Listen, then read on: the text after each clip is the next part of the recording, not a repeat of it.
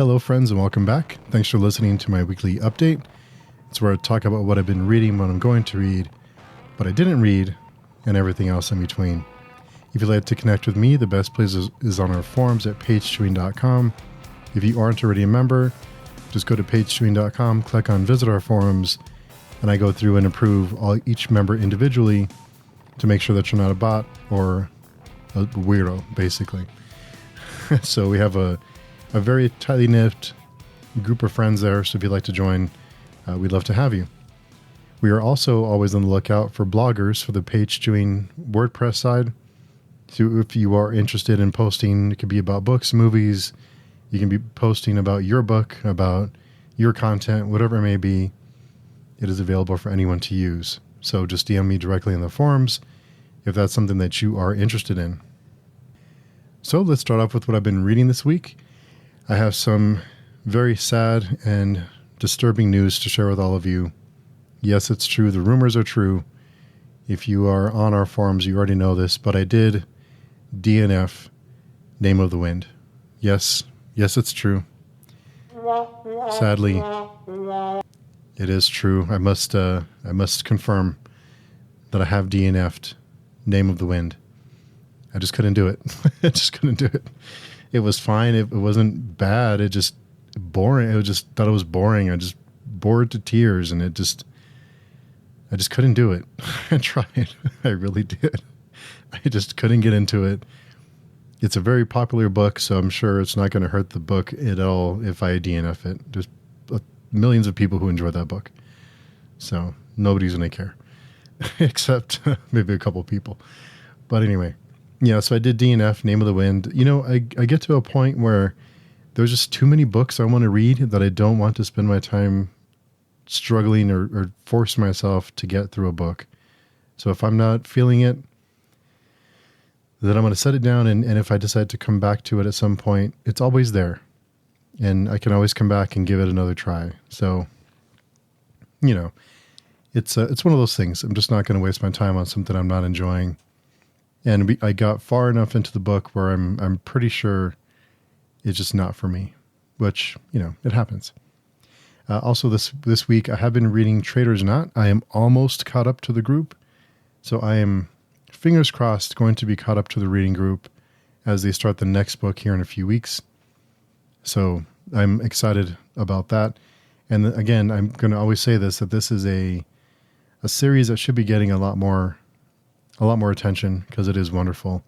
And I hope, it gathers more. Now that it's finished, I hope that more people give it a try and, try to read it. I'm also reading The Wind-Up Girl. It's a book we're reading for Speculative Speculations. If you're not listening to that podcast, what are you even doing? It's a podcast where we read lots of speculative fiction, as you can probably guess, and discuss it every week. And we also read one short story from the big book of science fiction and discuss it with our friends. So this one, I am currently on chapter 10, I think, as of this recording. And I do like the setup, and I do like the, kind of the foundation that's being laid. But the last few chapters have me a little bored. There's lots of talking and back and forth, and something we discuss with the first discussion of this book that no one else has heard yet because we're several weeks ahead. But something that this book does early is it sets things up in the world with little clues here and there, with just a sentence here and there. It sets things up, and it develops the world very subtly. So if you're reading it while I'm listening to it, but there's little details that really fill in the gaps as we're starting this new book and we're starting this new world and it's building and we're getting a clearer picture. It does it in a very subtle way. So that does still happen, but I'm waiting for it to pick up because I believe this is a standalone, and so far it's fine. I think I mentioned last week, it did remind me a lot of Blade Runner, kind of that, the whole, consciousness and are they really alive? Are they a person? That kind of thing.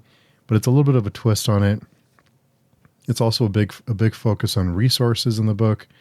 Who owns resources, food, especially food, plants, supplies, things like that.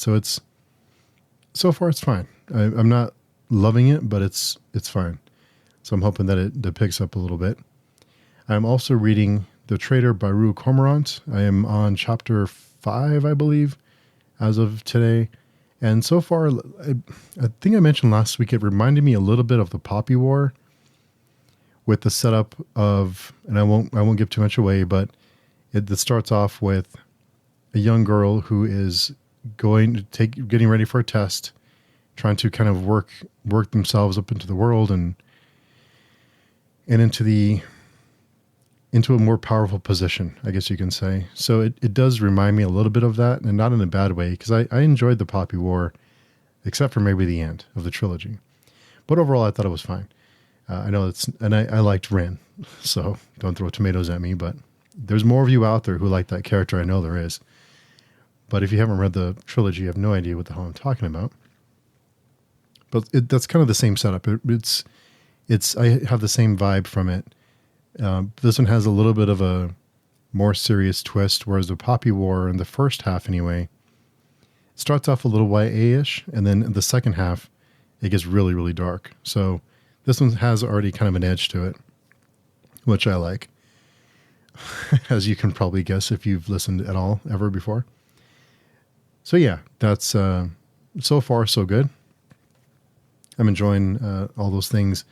I'm also reading Swamp Thing, and I am also going to be getting into, I have to look at my stack here, the Necronomicon, which I will talk more about that here in a second, by H.P. Lovecraft. I'll discuss that more here in a little bit. And I'm also always reading lots of comics. Now, if you're not listening to the Comics and Manga Weekly Pulls podcast, go check that out. I am cross-posting the episodes now on Page Viewing. Instead of running two separate podcasts, I'm just going to have one and post all the literature stuff on one podcast. So if you enjoy comics, you're in luck. If not, then just skip those if you're not interested.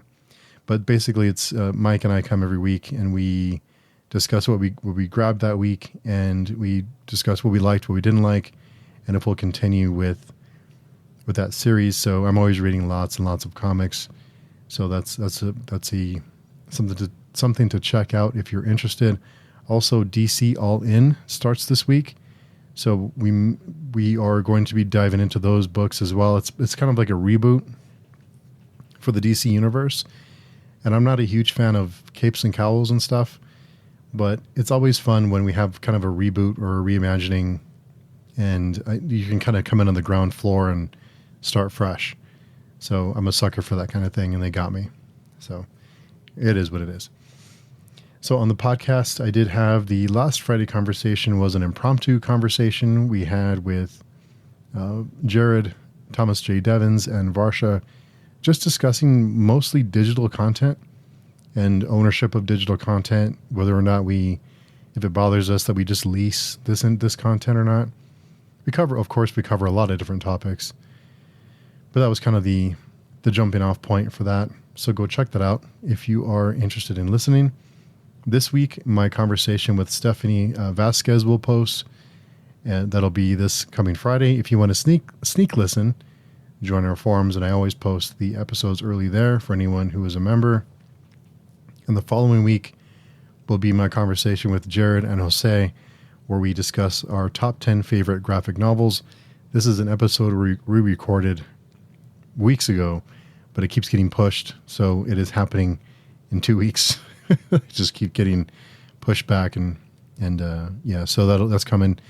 Also, I have one more podcast with an outside guest. I say outside, like outside of my little circle, and then from there it'll be people that I know or I invite, and just kind of random fun conversations. So if you're interested in joining any one of those conversations, I post all of them on the forum, on the calendar, open for anyone to join. We'd love to chat with you if that is something you are interested in. Let's see what else we have coming up. Look at my notes here. I want to also mention I did mention last week about the upcoming group reads. So I want to give some dates. Something that we wanted to do for Halloween is discuss H.P. Lovecraft, specifically the Cthulhu related stories. There's a whole nother conversation there for other H.P. Lovecraft topics, we'll say, but this one's focused on the lore and some of the novellas and short stories. So it's not a ton of them. It's only I think it's 2 novellas and 3 or 4 short stories that we're reading together. And then we're going to come and discuss it on the 18th of October. So if that is something you want to discuss with us, join our forums and check that out. Anyone is invited. There's still room for a couple more people. Also, I want to give some dates for the first discussion for Malazan, which is Gardens of the Moon. I believe we're reading the first part of the first chapter. We meet every Tuesday night. The first one will be November 18th. November 12th, and then every Tuesday following, and I believe the end of the book discussions will be in a weekend when more people are available, but we do discuss in bits and pieces every single week, barring any, emergencies or if someone can't make it. Of course, we reschedule. We do take it seriously, but of course things happen and things come up, and, we're very easygoing. So we have a good group already signed up for that.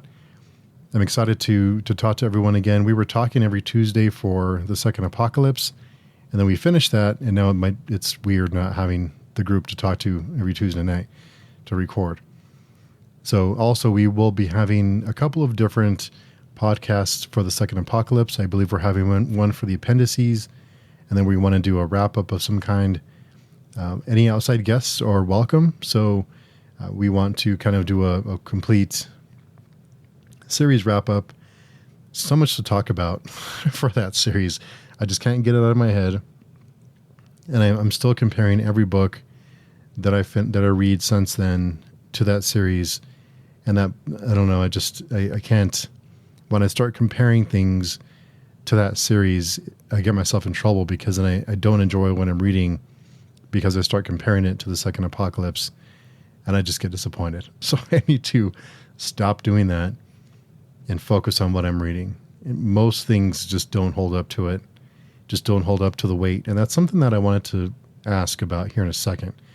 But before I do that, I want to also mention one more date for November 16th, which is American Psycho. This is for our literary side hustle.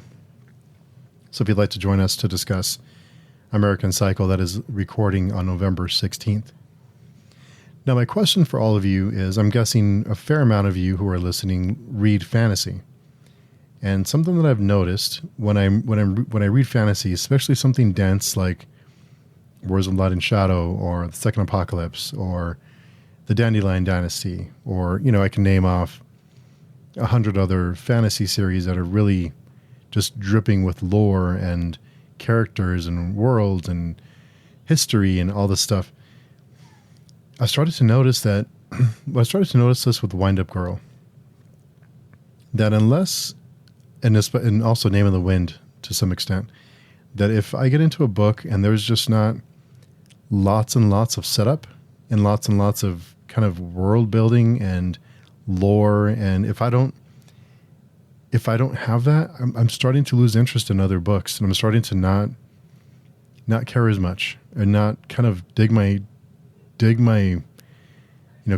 into these books that I'm sure are fine, but I start craving that heaviness. And when I mean that heaviness, I don't mean content. I mean the world building, the character development, the lore, all those things that if I don't have all those things happening, I start to lose interest. And I think it's just because I've been reading so much fantasy that I start to crave that and expect that. And when I don't get it, I start to lose interest. So is that something that some of you have experienced in the past? I think that had partly to do with why Name of the Wind just didn't catch me. Because I didn't feel, it didn't have that weight. It just didn't have that kind of density, I guess you can say.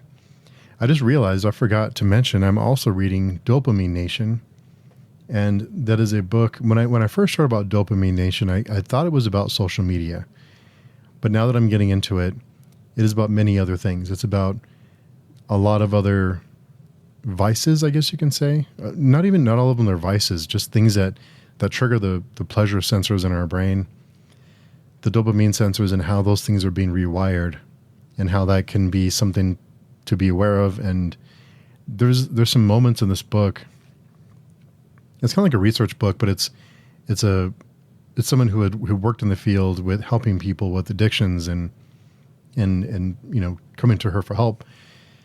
And some of the examples that they give about kind of some of the things really struck me, and on a personal level, with kind of, doing other things to consume your mind, to not process things that have happened, I guess you can say, to not give yourself time to really reflect. We there's so much going on, and we're always so busy that, I started to wonder, am I keeping myself busy to not think about things? And that could be about anything. It could be about personal problems. It could be about work. It could be about school, or whatever it is you're going through. So I wondered that. And it's one of those books that make you really think about how certain things make you happy and certain things become kind of a crutch for you, and why it's good to kind of disconnect from things sometimes. And I don't mean technology. I just mean in general, just to kind of to rewire your brain to appreciate things again. And to, if you have like you have a vice, like for me, for example, if I start having a beer every day, I don't have a beer every day, but if I did, and I start to depend on that, then the sensors in my brain start to kind of reprogram to have certain things happen when I have that. And when I don't have it anymore, it starts to become dulled. Those sensors become dulled. I don't enjoy it in the same way anymore. So it's good to disconnect. When I say disconnect, like not have a beer every day, like go like a month without having one, and then it has a different response because it's not always there. I guess it comes down to basically what I'm trying to say is everything in moderation, right? Everything to kind of don't depend on things. I'm not quite done yet. I'm about a quarter of the way through that book, but it's been a little eye-opening for me. And I feel called out a few times in that book. But yeah, so let me know about that too, if that is something that, and I'd love to talk about this book if anyone else has read it. So let me know if anyone's interested. Also, I also wanted to talk about journaling. This last year, I tried to get into journaling, and I tried to, there's so many different ways to journal. There's bullet journaling and the different types of books and the calendars. So what I did was I tried to get a few different types of journals and try to use it. I had a calendar, like a written calendar, and that lasted about a week. And I stopped updating it because I depend so much on just remembering things, and also the calendar on our forums, which has all of our events. So I'd never used it. So now that it's, almost a year later, I just haven't used it. I don't really feel like I need it. I also have a little small notebook that I should use more. I just don't. A little tiny one, a little pocket notebook, like a trader's notes, not traders. A little field notes. The little field notes book. I don't really use it as much as I thought I would. But the one I do find myself using is just, all these different ways of journaling and systems of journaling, and you have to do this and you have to do that and you have to have it layered a certain way and set up a certain way. It's like, I don't want to do that. I just ended up getting a normal book, like a normal standard size book. And that's the one I use the most, mostly for daily tasks and just for random thoughts and just to kind of keep up with my daily tasks. That's the one that I use the most. There's another one I'm going to try and use, which is the Commonplace book. I'm going to try to, what I started doing was writing poetry down and trying to not disassemble it, but kind of analyze it and kind of write my thoughts over each line, and kind of a way for me to take some time to really examine it and to go through it in my own little lizard brain. Those are the two that I've really taken to, that have worked for me. But have you tried journaling? What's a system that works for you? Have you used a system? Are you just using whatever feels right for you? I'd really want to know about that. And there's a whole nother rabbit hole of pens. I haven't gone down that rabbit hole because I've already spent enough on different notebooks I don't even use. Some of these notebooks get expensive. I mean, kind of ridiculous, but they're nice when you get them. When you pay a few extra bucks, and they're actually pretty good quality. But I'm not going down the pen rabbit hole. I refuse to go down that rabbit hole. I go down enough rabbit holes already. So anyway, let me know if you're listening to the podcast. There's a link down below to send us a message. You can always post on our forums, or of course, if you're listening on YouTube, please post in the comment section down below. So I hope you are having a great week. If you are, hope you're reading it. If you're enjoying what you're reading, if you're not enjoying, let me know what you're up to, how you're not enjoying it. We'd love to hear from you. So I hope everything's going well for you. Hope you're enjoying the cooler weather. Hopefully it's not cooling down a whole lot for me anyway, but hopefully it's cooling down for you. So until next time, we will talk to everyone very soon.